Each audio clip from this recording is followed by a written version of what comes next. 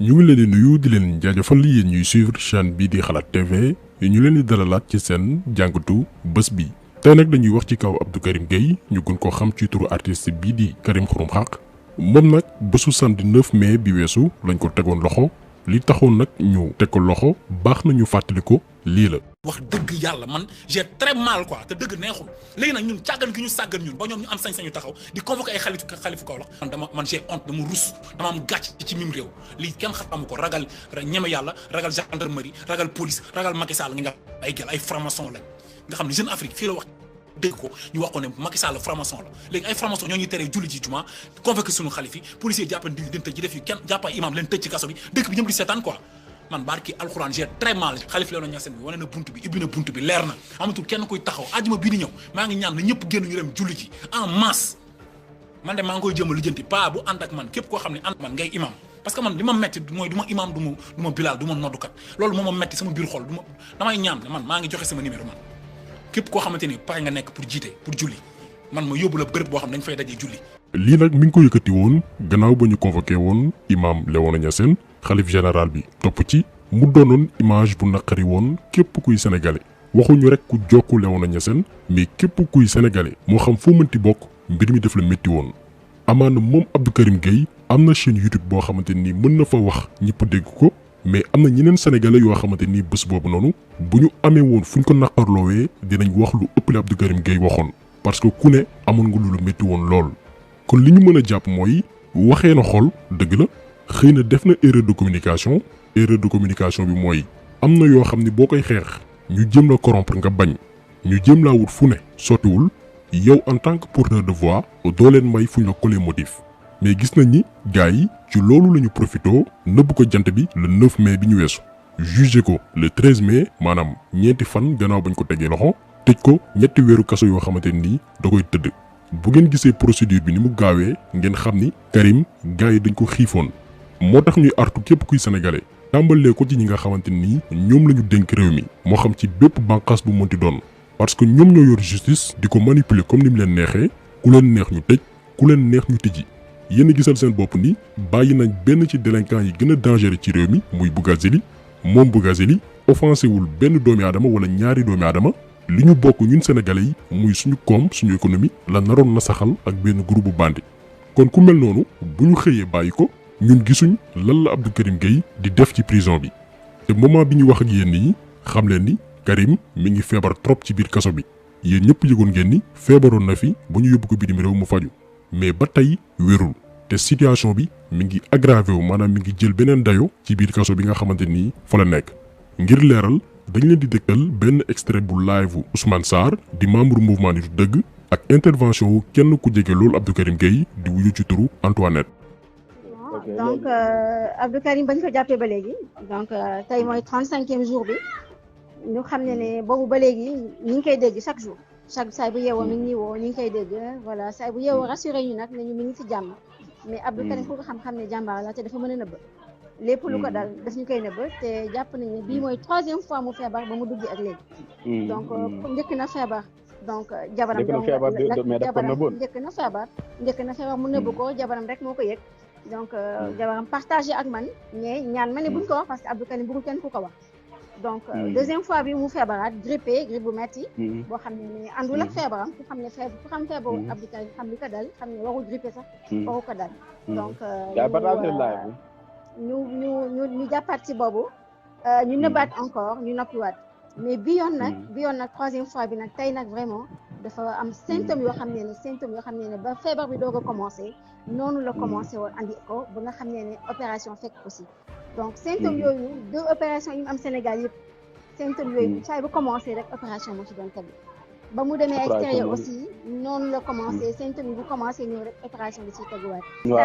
dafa préféré au lieu même ñu demandé ñu koy yóbbu pavillon spécial médecin traitant bi nga xam ne moo ko daan tàmm opéré dafa demandé à ce que ñu andi ko ci cabinet boppam donc loolu moo tax demandé voilà mu yóbbu ko ci cabinet parce que foofu la tàmm opération bi mujj bi foofu la ko defee suñu sañoon aussi ñu jël ko yóbbu ko foofu même su nekkee sous escorte jar na ko mais l'essentiel est qu'on lui donne de bons soins c'est tout ce qu'on demande donc ñoo ko déggandoo moom Antoinette ci benn live bu Ousmane Sarr bokk nitu dëgg defoon muy xamal sénégalais yi que situation wu Abdou Karim Gueye ci biir kaso bi mi ngi jël beneen ampleur du sàcc du defkatu ñaawteef mais dañu ne ñoom nañ ko bàyyi mu dem faju ji donte nañ koy escorter yóbbu ko comme niñ koy defalee ñeneen ñi nga xam ni sàcc nañ fi alal ju bëree bëri violé nañ fi ay xale yu ndaw trafiqué nañ fi ay faux billets ñooñu noonu képp ku sa bëñ di métti sax sonal la dañ la yóbbu pavillon spécial wala ñu woo sa médecin donc sëgëm ñooñu lañ ko mën a defal masama koo xam ni nee nañ liñ ko toppee mooy provocation à un attroupement armé maanaam woote fipp ak ay ngànnaay te loolu buñ ko seetee ba ci biir amul Karim dafa ne ñëpp déglu nañ vidéo bi mu defoon na jullit yépp xeex aay gi nga xamante nii aay nañ ko def julli mbooloo joxe numéroom ne dañu daj ci benn bërëb def julli mbooloo moom loolu la doon xeex te loolu finalement fekk nañ ko ci donc par principe rek waroon nañ ko mën a bàyyi d'autant plus que liñ ko jàppee woon la taxoon muy xeex finalement nguur jël na ndogal fekk ci sénégalais yi ci bëgg-bëgg boobu noonu. ñaareelu mbir bi ñu ne moom lañ koy toppee nee nañ mooy outrage à un agent maanaam yëkkati ay kàddu wala tokk koo xamante nii dafa bokk ci benn bànqaasu nguur parce qu'effectivement ci vidéo Abdou Karim Gueye bi dafa waxoon ki nga xam ni moo convoqué imam Léona Niassène bi gars yi dañ ko waroon jàpp duma ko d'accord comme niñ ko waxee woon ci njëlbeen vidéo bi def na erreur de communication mais problème bi mooy ab doomi aadama biir Sénégal bokk ci nguuru Macky Sall wax na li gën a graaw li Abdou Karim Gueye waxoon te amul dara lu ko ci fekk yéen a ngi fàttaliku kaawu Penda Ba sujet la boo xamante ni musuñ ci sax wax malgré buzz bi mu amoon waxuñ ci woon parce que ñun en tout cas personnellement lépp lu laaleeg xàjjale wala boddi wante entre xeet dañ koy moytu sujet la yoo xamante ni duñ ko laal parce que réew mi ñun jàpp nañ ni ci mbooloo ak nawloo wante entre xeet entre ñi nga xamante ni bokkuñ diine maanaam musulman bi ak chrétien bi ñooñu booloo doon benn déggoo noonu la ñu mën a defaree réew mi donte ku ci nekk dina am foo bokk mais lu tax ñu leen koy indilaat mooy suñu justice bi nga xamante ni moo tëj tey Abdou Karim Gueye naka la gëmmee woon ay bëtam ci benn membre APR boo xamante nii waxoon na lu gën a garaaw fuuf te amul dara lu ko ci fekk koo xam ni ay xeet la naroon jaxase muy Penda Ba ndax lan politique yëkkati woon na fi lu gën a garaaw saaga yi dañ ko nëbb ci vidéo bi. wolof mooy traître yu bon jaam yu xamuñu kenn ku dul seen bopp ñu ubbi seen man maa ko wax nëbbatuuma ci te ku partagé wul lii yàlla boo gisanteeg Seydina Muhammad yéen wolof compté woo leen kenn lu dul seen ngeen compté man maa ko wax bañu ma ci kaso bañu ma ci rëbës bañu ma ci dara. yaakaar naa ni yéen ñëpp yéen ngi fàttaliku ndaw si kii nii jógul woon rek offensé benn nit yem ci waxul woon itam pour njariñu Sénégal faral Macky Sall moo taxoon mu saaga ab xeetu lëmm ñëpp méttilu ko woon même alpulaar yi nga xamante nii jotoon nañ ci amul kenn koo xamante nii ñaawlu woo woon li mu wax parce que ñu mel ni moom dañuy taal ab réew politique moo tax ñuy xaajale te en plus mu waxoon li muy wax ne sax partagé leen ko maanaam moom nëbbatuwul woon suñu justice maanaam suñu yoon waroon ko jox correction bu mat sëkk maanaam yar ko ndax moom dafa naroon taal réew mais naka la ñu def dañ ko téye pour protéger ko jàppuñu ko woon pour punir ko moom Penda Ba mais dañ ko jàppoon pour aar ko fukki fan lañ ko teg loxo après bàyyiwaat ko ndax lan APR la bokk ñoom la doon xeexal kon tey suñu justice bu tegee loxo Abdou Karim Gueye bi nga xam ni l'islam moo taxoon muy xeex Sénégal moo taxoon mu yëkkati kàddu yi nga xamante ni jibaloon na ko ñu jàpp ko teg ci kawam ay daan te moonte kàddu gi mu yëkkati ci benn agent kese la ko jëmale woon loolu teguñu ko fenn mais bu yemoon ci kawu Penda Ba rek mu neex parce que dañ leen di joxe exemple yu wane ni suñu justice dafa am ñu mu yàpp ak ñoo xamante nii daf leen di beral loxo mais kenn ci leaderu APR bokk Benno Bokk Yaakaar muy Moustapha Cissé Lo yëkkati woon ne fi ay kàddu ba ñu dëgmal élection présidentielle yu 2019 moom Moustapha Cissé Lo waxoon ni Ousmane Sonko waa MFDC ñoo ko ngemb ñoo koy financé. Sonko loo xamadi xam ne ñetti at yi xaalis bi muy financé am na fu mu jóge fu leerul c'est occulte sénégalais yi nag seen tàmm moo garaaw lu bees dañ koo bëgg te duñ ko xool Sonko fan la jóge fan la jëm Casamance la dem rebelle yépp la woo ñoom la defal añ dem. mais lii Moustapha Cissé Lo yëkkati woon moo gën a garaaw téeméeri junni yoon li Karim waxoon parce que lii tamit ay kàddu yu yéeme la yoo xam ni mën na indi jaxasoo ci biir réew mën na indi boddi wante diggante ñi dëkk fii ak ñi dëkkul fii te ñëpp xam nañ conflit Casamance bi ni mu demee woon ba période bi ñuy toll suñu borom bi ñu ciy suturaal lañ ci doon séntu lu bari amul mais Moustapha Cissé Lo ba mu waxoon li muy wax loo xam ni mérité woon na suñu way takk der yi convoqué ko déglu ko ne ko li nga wax fan nga ko teg mais amul dara lu ko fekk ci kàddu yu mu yëkkati woon ndax lan membre APR la moo bokk ci ñi ko fondé. donc yoon bi nga xamante ni fa lañ sukkandiku ba tëj Abdou Karim Gueye yoon woowu moo tëddeewul njaaxaanaay ndax daf fee nekkal yenn sénégalais yi ba bu ñu defee njuumte lu mu tuuti ñu dal seen kaw nëbb leen jant bi. mais am na yeneen sénégalais yoo xamante ni ñoom mën nañ wax seeni tuuxi duuna sàcc li sénégalais yi bokk def ay délits yi gën a garaaw ci biir réew mi mais ñoom bu ñu tëddee seen xel day dal dara du leen fekk ci jëf jooja ñu def lu tax ku ñu ne moo jiite réew mi la ñu àndal. kon réew mi amul yoon bu tax ñu maintenir Abdou Karim Gueye ci prison bi boobaak léegi te ñoom ñu ko tëj xëy na def nañ lu leen neex mais mënuñu koo layal li tax mënuñu koo layal mooy am na ñuy jàppale nguur gi bokk ci ñoom wala ñu nekk seeni alliés ay intérêt politique tax ñu saaga askanu lëmm ñàkk wormaal ay xeet loolee mënoon tal réew te amul dara loo xamante ni yoon teg na ko seen kaw lu dul protéger leen aar leen.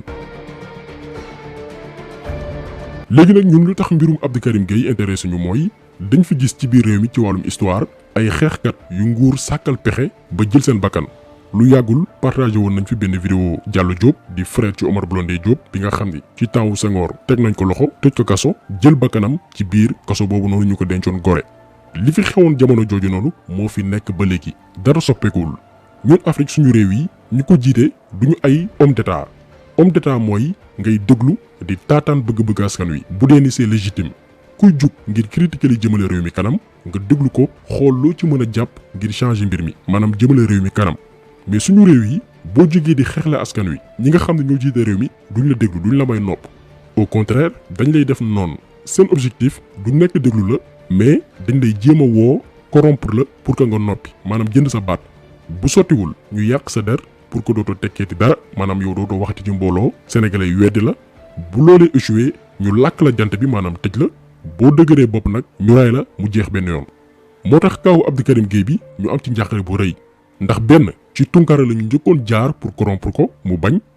jël nañ benn ndaw su jigéen joo xamante ni soxnaam la woon ne ko demal nga témoigner ci benn rajo yàq deram yéen ñëpp déggoon ngeen histoire bi ni mu demee woon. ñu gis ni gannaaw loolu terewul sénégalais yaa ngi koy gëm di ko déglu di ko may nopp feebar na fi ci circonstances yoo xamante ni ba tey kenn xamul mu xaw a am tan ñu profité ci benn intervention bu mu def tëj ko xañ ko mu faju parce que dégg ngeen li Antoinette wax duñ ko war a opérer cela veut dire que bu ñu jugul ci ay mbiram dinañ xëy bés ni maara day taali ñaanuñu ko yàlla te bu boobaa nag Sénégal dinañ ñàkk benn ci ay soldats am yoo xamante ni ñoom askan wi kese moo leen ñor. tey amul benn xeex ci Sénégal boo xamante ni gisuñu ci Karim ku waxal yàlla kaw Imam Alioune Badara Ndao Charlie Hebdo injustice pétrole ak gaz noot gi ñu France di noot ak bi France bëggee aayi muuru ci école am yi nga xam ne ñoo nekk suñu biir réew yi mën nañ fi lim du jeex combat yi nga xamante ni moom Karim daf ci sacrifier ngir Sénégal ñu gis ni tey nag dafa mel ni ku ñu seetaan nguur gi daf ko bëgg a sacrifier te askan wi ñu ci bari ci askan wi toog di seetaan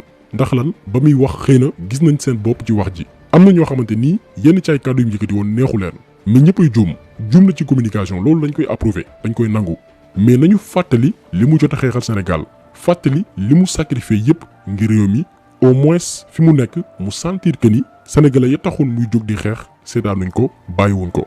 donc jàpp nañ ni tey combat bi dëgg-dëgg loolu la parce que dëgg la bu doon ni dañ ko tëj ci benn fait bu garaaw maanaam mu def crime wala mu def délit wala mu sàcc alalu askan wi wala muy trafiquer faux billets amaana dinañ mën a comprendre mais koo xamante ni def loolu lépp ñu jël ko tëj ko comme benn délinquant te mi ngi feebar nekk ci situation boo xamante ni buñ ci teelul jug amaana fi mu mujj du neex donc baax na ku ci nekk ñaawlu ko yuuxu ko fépp nit ñi dégg ko ñu jël en témoin ñi nga xam ne ñooy sénégalais yi jël en témoin ñi nga xam ne ñooy opinion internationale bi ba ñu xam ne ëllëg lépp lu xew nguur gi ñooy responsable mais ñun ñi nga xam ne ñooy askan wi bu ñu nekk ay complice nekk complice mooy ne patt pataaral toog di seetaan mbir mi parce que kenn xamul fa la nar a mujj.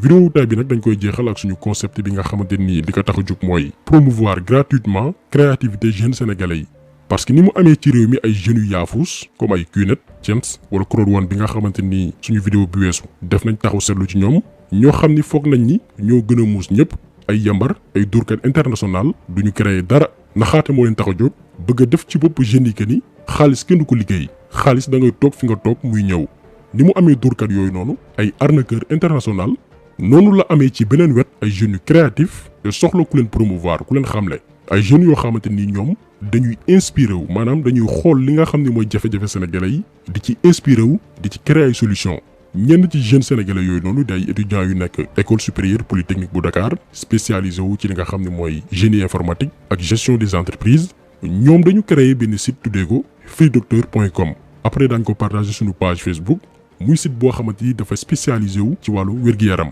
maanaam yombal sénégalais yi seen faj waaye itam dimbali ñi nga xam ne ñooy fajkat yi mu docteurs yi. li gën a am solo nag ci site bi mooy yow mi nga xam ne da ngay faju da ngay am possibilité ak site bi ibbi compte te boo ibbee compte ba pare di nga am possibilité également jokkoo ak médecin en ligne maanaam ci biir site bi ngay jokkoo ak médecin bi jël say rendez-vous yenn documents médicaux yi moo xam ay analyse wala ay ordonnance ak lu mu mënti doon di nga ko mën di recevoir ci sa compte bi nga xam ne yaa ngi ko yibbi ci biir site bi wala envoyé ko sa médecin lépp ci biir plateforme bi nga xam ne mooy freedoctor.com lay xewee. mais beneen mbir bi ci gën a am solo ci site bi mooy yow mi nga xam ni docteur nga maanaam da ngay faj yow également di nga mën a gérer say rendez-vous ak say patients maanaam da ngay ibbi compte boo xam ni da ngay jokkoo ak ñoom ñi ngay faj régulièrement di échanger ak ñoom yenn documents médicaux yi en plus di nga mën di leen bindal ordonnance sans que ñoom patients yi di déplacé wu ngay mën aussi di def say facturation donc freedoctor.com benn site la boo xamante nii moo xam ki ñuy faj ak docteur bi nga xam ne mooy taxaw ay patient am ñoom ñëpp la amal njariñ ci description vidéo bi def nañ lien wu site bi seen chaîne YouTube maanaam ngeen dem xool li ñuy def ak seeni contact pour ñi nga xam ne bëgg nañ jokkoo ak ñoom moo xam ay information supplémentaire wala collaborer ak ñoom pourquoi pas financement loolu lépp def nañ ko ci description vidéo bi donc ñu ngi leen di gërëm di leen jaajëfal di leen dig daje beneen yoon ci beneen jàngat jaa ngeen jëf